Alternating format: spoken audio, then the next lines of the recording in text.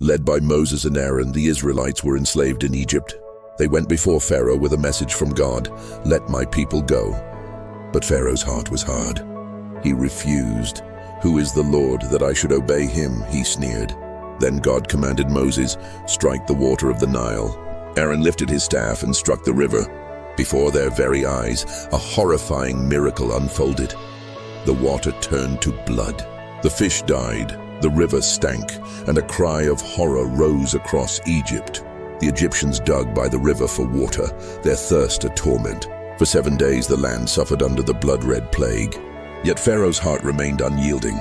This was the first sign, a stark warning of the power to come. God's judgment had begun. Pharaoh hardened his heart, refusing to let the Israelites go.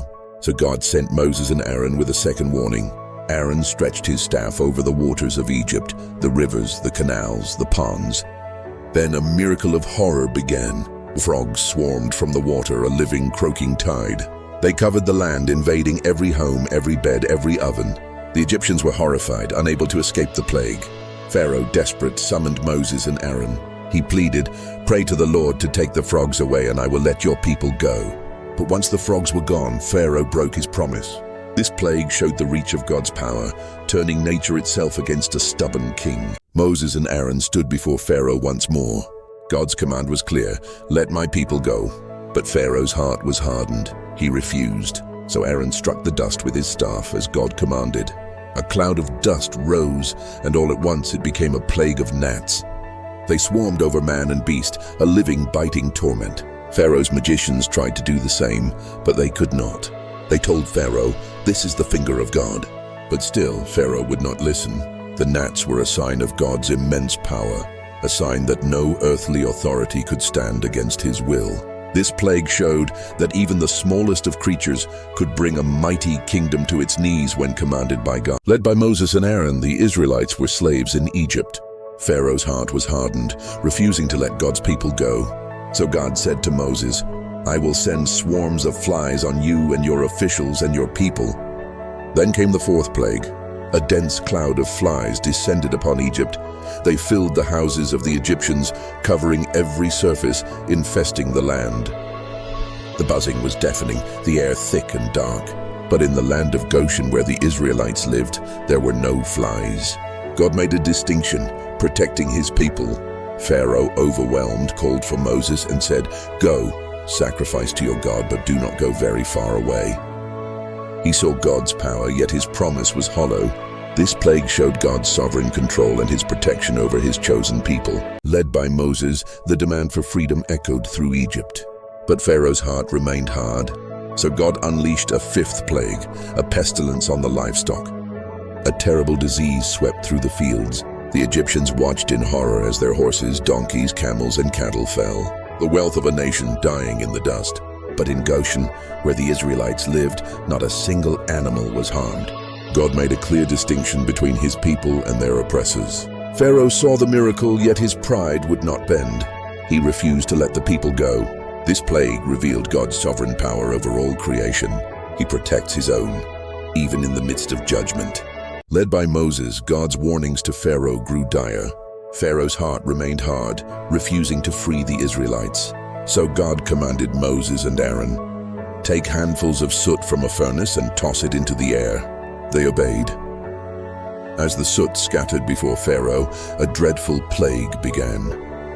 Boils erupted on the skin of every Egyptian and their animals, a torment of festering sores spreading across the land. The magicians of Egypt, afflicted themselves, could not stand before Moses. Yet even in this agony, Pharaoh's pride did not yield. He would not let the people go. This plague showed the undeniable power of God over all earthly authority and flesh. The Lord is a righteous judge, but his mercy is for those who trust in him. Led by Moses, the demand was given to Pharaoh, "Let my people go." But Pharaoh's heart was hardened. So God unleashed a plague unlike any seen before. Then God commanded, "Stretch out your hand toward the sky." Moses obeyed. Thunder roared and lightning flashed. A storm of fire and hail rained down upon Egypt. The sky turned black as ice and fire mingled, striking man and beast, shattering every tree in the field. Yet in the land of Goshen, where the Israelites lived, there was no hail. Pharaoh saw the devastation, his heart filled with terror. He confessed, "I have sinned this time. The Lord is in the right, and I and my people are in the wrong." And this miracle showed God's overwhelming power and his protection over his people. Moses and Aaron went before Pharaoh with a message from God. "How long will you refuse to humble yourself? Let my people go." But Pharaoh's heart was hard. He refused, and a dark warning was given. God commanded Moses, "Stretch out your hand over the land." Moses obeyed. A great east wind blew all day and all night. And when morning came, it brought the locusts. They swarmed over Egypt, a living, devouring cloud. The sky turned black, the ground vanished.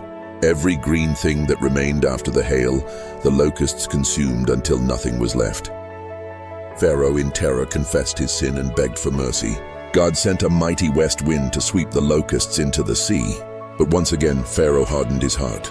This plague showed the absolute power of God over all creation. Led by Moses, God's warnings to Pharaoh grew dire. 8 plagues had struck Egypt, yet the king's heart remained hard. He refused to free the Israelites from bondage. So God declared, "One more plague I will bring, then he will let you go." Then a terrifying darkness fell upon the land. It was a darkness so thick it could be felt. For 3 days, no one could see another or move from their place. Panic and fear gripped every Egyptian heart, trapped in a world without light. But where the Israelites lived, there was light. They were shielded from the suffocating gloom, a sign of God's protection. Pharaoh, humbled and desperate, finally summoned Moses and said, "Go, serve the Lord." This plague showed that even in the deepest darkness, God's light shines for his people. After 9 devastating plagues, Egypt was a land of shadows. But Pharaoh's heart remained hard, his pride a fortress against God's command. Then came the final, most terrible plague, the death of the firstborn. A great cry rose up from every Egyptian home, from the palace to the dungeon. There was no house where someone was not dead. In the dead of night, a broken Pharaoh summoned Moses and Aaron. His voice, once full of thunder, was now a whisper of defeat. "Go, leave my people," he said, "and take your flocks and your herds as you have said, and be gone." The Israelites, marked by the lamb's blood, were spared. They left in haste, carrying unleavened dough and the plunder of Egypt, their long night of slavery finally over.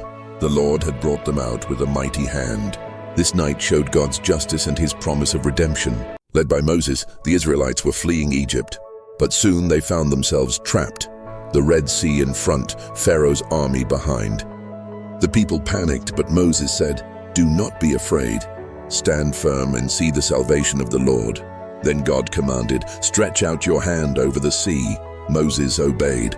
A mighty wind came, and the waters parted, rising like walls on both sides. The Israelites walked through on dry ground, with trembling feet but hopeful hearts. When the Egyptians chased after them, God closed the waters once more. The entire army was swallowed by the sea.